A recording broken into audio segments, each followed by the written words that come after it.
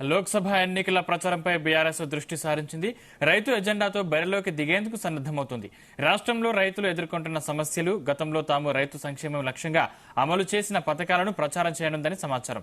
వచ్చే 2 నెలల పాటు రైతాంగం వరి కోతలు, ధాన్యం అమ్మకాల్లో నిమగ్నం కానుండటంతో ప్రచారంలో అవే అంశాలకు ప్రాధాన్యత ఇవ్వాలని నిర్ణయించినట్టు తెలుస్తోంది. రాష్ట్ర ప్రభుత్వ వైఫల్యంతో రాష్ట్రంలో పంటలు ఎండిపోతున్నాయంటూ బీఆర్ఎస్ అధినేత ఇప్పటికే సమరశంఖం పూరించారు. జనగామ, సూర్యాపేట, నల్లగొండ జిల్లాలో పర్యటించిన కేసీఆర్ ఈ నెల 5న కరీంనగర్, సిరిసిల్ల జిల్లాలో పర్యటన రెడీ అవుతున్నారు. కాళేశ్వరం జలాలు, విద్యుత్ కోతలు, ఎండుతున్న పంటలు, ధాన్యం కొనుగోలుపై బోనస్ వంటి అంశాలను ప్రజల్లోకి తీసుకెళ్లడం లక్ష్యంగా కేసీఆర్ పర్యటన ఉండనుంది. కాగా ఈ నెల 13న చేవెళ్లలో జరిగే బహిరంగ సభ అనంతరం మరిన్ని సభల నిర్వహణకు షెడ్యూల్ రూపొందిస్తున్నారు.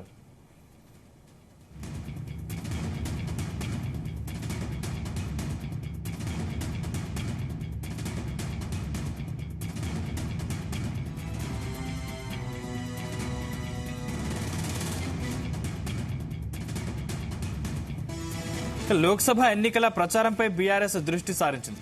రైతు ఎజెండాతో బరిలోకి దిగేందుకు సన్నద్దమవుతోంది.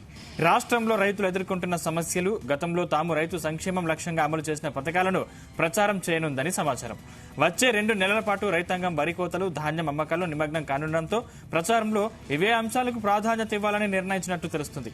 రాష్ట్ర ప్రభుత్వ వైఫల్యంతో రాష్ట్రంలో పంటలు ఎండిపోతున్నాయంటూ బీఆర్ఎస్ అధినేత ఇప్పటికే సమరశంఖం పూరించారు. జనగామ, సూర్యాపేట, నల్లగొండ జిల్లాలో పర్యటించిన కేసీఆర్ ఈ నెల 5న కరీంనగర్, సిరిసిల్ల జిల్లాలో పర్యటన రెడీ అవుతున్నారు. కాళేశ్వరం జలాలు, విద్యుత్ కోతలు, ఎండుతున్న పంటలు, ధాన్యం కొనుగోలుపై బోనస్ వంటి అంశాలను ప్రజల్లోకి తీసుకెళ్లడం లక్ష్యంగా కేసీఆర్ పర్యటన ఉండనుంది. కాగా ఈ నెల 13న చేవెళ్లలో జరిగే బహిరంగ సభ అనంతరం మరిన్ని సభల నిర్వహణకు షెడ్యూల్ రూపొందిస్తున్నారు.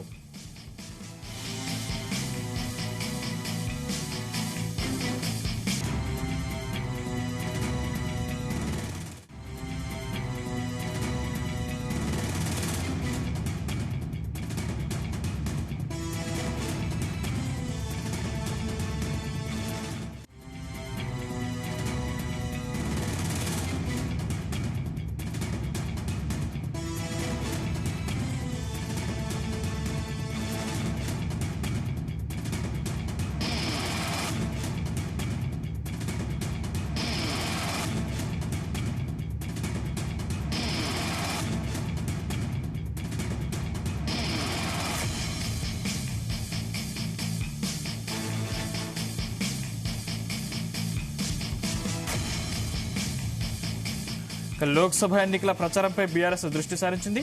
రైతు ఎజెండాతో బరిలోకి దిగేందుకు సన్నద్దమవుతుంది. రాష్ట్రంలో రైతులు ఎదుర్కొంటున్న సమస్యలు, గతంలో తాము రైతు సంక్షేమం లక్ష్యంగా అమలు చేసిన పథకాలను ప్రచారం చేయనుందని సమాచారం. వచ్చే 2 నెలల పాటు రైతాంగం వరి కోతలు, ధాన్యం అమ్మకాల్లో నిమగ్నం కానుండటంతో ప్రచారంలో ఇవే అంశాలకు ప్రాధాన్యత ఇవ్వాలని నిర్ణయించినట్టు తెలుస్తుంది. రాష్ట్ర ప్రభుత్వ వైఫల్యంతో రాష్ట్రంలో పంటలు ఎండిపోతున్నాయంటూ బీఆర్ఎస్ అధినేత ఇప్పటికే సమరశంఖం పూరించారు.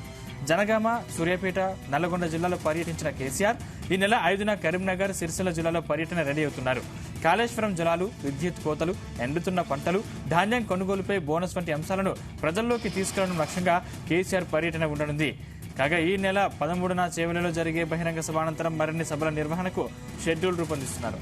వ్యాంకి సంబంధించిన మరిన్ని పూర్తి డీటెయిల్స్ మా ప్రతినిధి శ్రీచరణ్ అందిస్తారు. శ్రీచరణ్. Good morning Sandeep.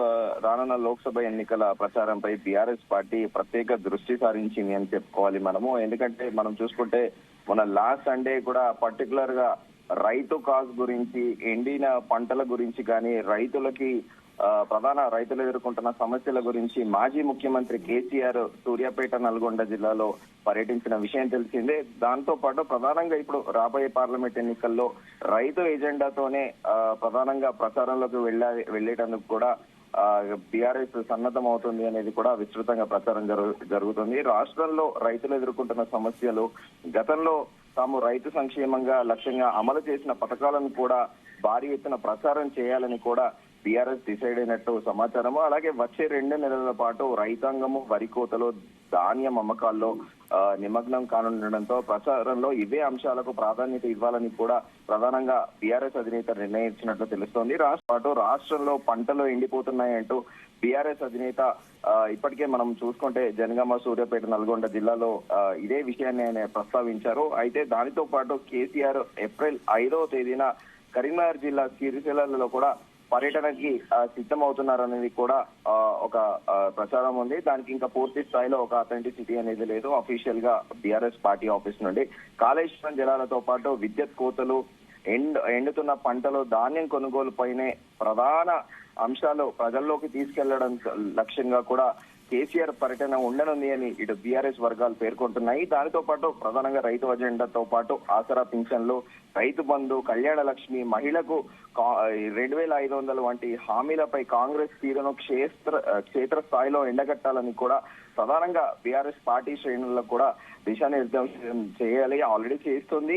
అదే సమయంలో కూడా రామ మందిర అంశాన్ని కూడా బీజేపీ సానుకూలంగా మలుచుకుంటుందనే అంచనాతో తాము రాముని భక్తులమేనని ప్రతి చోట చెప్తున్న బీఆర్ఎస్ నేతలతో పాటు కార్యకర్తలు కూడా ప్రధానంగా కూడా తాము కూడా రాముడి పట్ల తాము కూడా విశ్వాసం ఉంది, తాము కూడా రాముడిని కొలుస్తామని కూడా ప్రధానంగా ఇలా ప్రచారం కూడా చేస్తున్నారని కూడా జోరుగా ప్రచారం సాగుతుంది. అయితే రామ మందిరం పేరిట బీజేపీ ఓట రాజకీయం చేస్తుంది అంటూ కూడా ప్రత్యేకంగా ప్రజలకు అర్థమయ్యే రీతిలో కూడా బీఆర్ఎస్ చెప్పాలని నిర్ణయించిందని కూడా ప్రధానంగా బీఆర్ఎస్ వర్గీయులు అంటున్నారు. లోక్సభ ఎన్నికల్లో పార్టీ తరఫున పోటీ చేసే అభ్యర్థులను ప్రకటించిన కేసీఆర్ ఎన్నికల ప్రచార సభల షెడ్యూల్ ని కూడా ప్రధానంగా ఖరారు చేసే పనిలో ఉన్నారు. ఈలోగా లోక్సభ నియోజకవర్గాలు వాటి పరిధిలోని అసెంబ్లీ సెగ్మెంట్ల వారీగా పార్టీ కేడర్ ను సమాహితం చేసేందుకు ఎక్కువ ప్రాధాన్యతనిస్తున్నారు.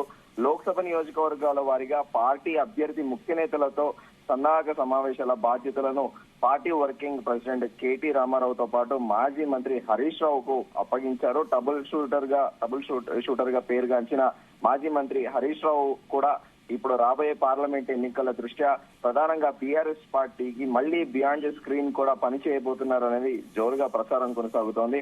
అయితే ఇప్పటికే సికింద్రాబాద్, చేవెళ్ల, మల్కాజ్గిరి, నల్గొండ లోక్సభ నియోజకవర్గాల పార్టీ సమావేశాలకు కేసీఆర్ కూడా హాజరయ్యారు. మరోవైపు అసెంబ్లీ ఎన్నికల్లో పార్టీకి ఏకపక్ష విజయాన్ని అందించిన గ్రేటర్ హైదరాబాద్ పరిధిలో క్షేత్రస్థాయి ప్రచారానికి కూడా కేటీఆర్ ప్రధానంగా శ్రీకారం చుట్టారు. ఇంకోవైపు హరీష్ రావు మెదక్, వరంగల్, జైరాబాద్ పార్లమెంట్ కాన్స్టిట్యున్సీ నుండి సమన్వయ బాధ్యతలు కూడా నిర్వహిస్తున్నారు. మాజీ స్పీకర్ పోచారం శ్రీనివాస్ రెడ్డి జైరాబాద్ లోక్సభ నియోజకవర్గం పరిధిలో జరిగే పార్టీ భేటీలకు కూడా ఇటీవల కాలంలో ఆయన తరచుగా హాజరవుతున్నారు. ఆయన కూడా పార్టీ క్యాడర్ ని స్ట్రెంథెన్ చేసే పనిలో ఉన్నారు. Pocharam Srinivas Reddy senior most leader, దాదాపు 35-40 సంవత్సరాలుగా ఆయన రాజకీయంలో ఉన్నారు.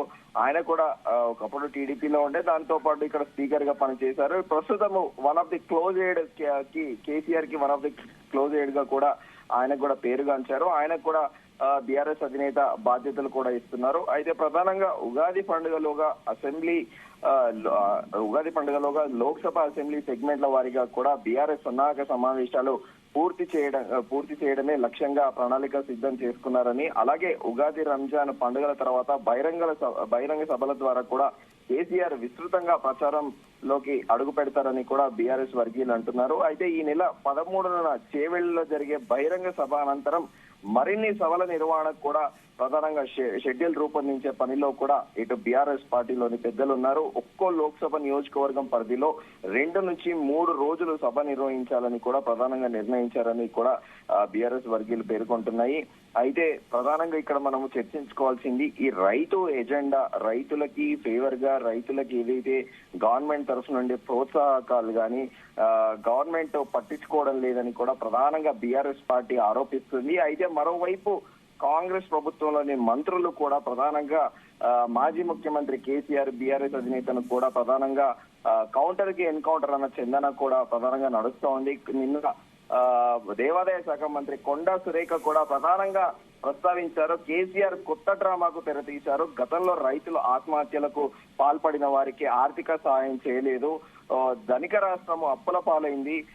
ఇదంతా కూడా కేసీఆర్ వైఫల్యాన్ని కప్పిపుచ్చుకునేటందుకే కొత్త డ్రామాకి తెరతీశారని కూడా ప్రధానంగా ఇటు మంత్రులు, కాంగ్రెస్ మంత్రులు ఎన్కౌంటర్ ఇస్తున్నప్పటికీ బీఆర్ఎస్ అధినేత మాత్రం ప్రధానంగా రాష్ట్రంలో ఎండిపోతున్న పంటలు, అలాగే వచ్చే వరి కోతల వీటిపైన ప్రధానంగా ఫోకస్ పెట్టి దీంతోనే ఎలక్షన్ క్యాంపెయినింగ్ కి వెళ్లాలని కూడా ప్రధానంగా బీఆర్ఎస్ అధినేత ఆలోచిస్తున్నప్పటికీ అయితే ఇటు కాంగ్రెస్ మంత్రులతో పాటు కాంగ్రెస్ పార్టీ మాత్రం గట్టి కౌంటర్ ఇస్తుంది. ప్రధానంగా ఇప్పుడు మనం చూసుకుంటే లిక్కర్ స్కామ్ ఒకటి, ఆల్రెడీ ఎమ్మెల్సీ కవిత జైల్లో ఉన్నారు, తిహార్ జైల్లో. దీన్నే పదే ప్రస్తావిస్తూ కాంగ్రెస్ కూడా అఫెన్స్ మోడ్ లో వెళ్లాలనే యోచనలో ఉంది. దాంతో పాటు బీఆర్ఎస్ వర్కింగ్ ప్రెసిడెంట్ కేటీఆర్ పైనే ప్రధానంగా ఫోన్ ట్యాపింగ్ విషయాలపైనే ప్రధానంగా ట్రిగ్గర్ చేస్తున్నారు.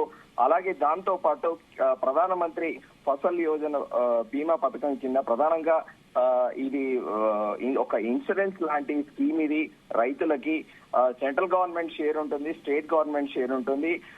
20% మార్జిన్ షేర్ రైతులదే ఉంటుంది. అయితే స్టేట్ గవర్నమెంట్ గడిచిన 9 ఏళ్లుగా దీని అసలు పట్టించుకోలేదని, అసలు స్టేట్ గవర్నమెంట్ కాంట్రిబ్యూషన్ లేకపోవడమే ఇవాళ రైతులకి ఈ దుస్థితి ఏర్పడిందని కూడా ప్రధానంగా అటు బీజేపీతో పాటు ఇటు కాంగ్రెస్ కూడా బీఆర్ఎస్ అధినేతని ట్రిగ్గర్ చేస్తున్నాయి. వాస్తవికంగా కూడా ఆ ఫసల్ యోజన బీమా పథకాన్ని కూడా గత ముఖ్యమంత్రి కేసీఆర్ నిర్లక్ష్యం చేశారని కూడా పదే పదే బీజేపీ ప్రస్తావిస్తోంది. అయితే రైతులకి ఈ బీమా అనేది ఎంతో ఉపయోగకరంగా ఉంటుంది. అసలు దీన్ని స్టేట్ గవర్నమెంట్ నిర్లక్ష్యం చేయడమే ఇవాళ రైతులు ఈ విధంగా ఇబ్బంది పడుతున్నారు అనేది కూడా ప్రధానంగా వాళ్ళు ట్రిగ్గర్ చేస్తున్నారు. మరి చూడాలి రాబోయే రోజుల్లో ఈ రైతు ఎజెండాతోనే బీఆర్ఎస్ సక్సీడ్ అవ్వబోతుందా లేకపోతే బూమరంగ్ అవుతుందా అనేది మనము రాబోయే సభల ద్వారా మనకు తెలిసిపోతుంది. Sandeep, right, thank you Sricharan.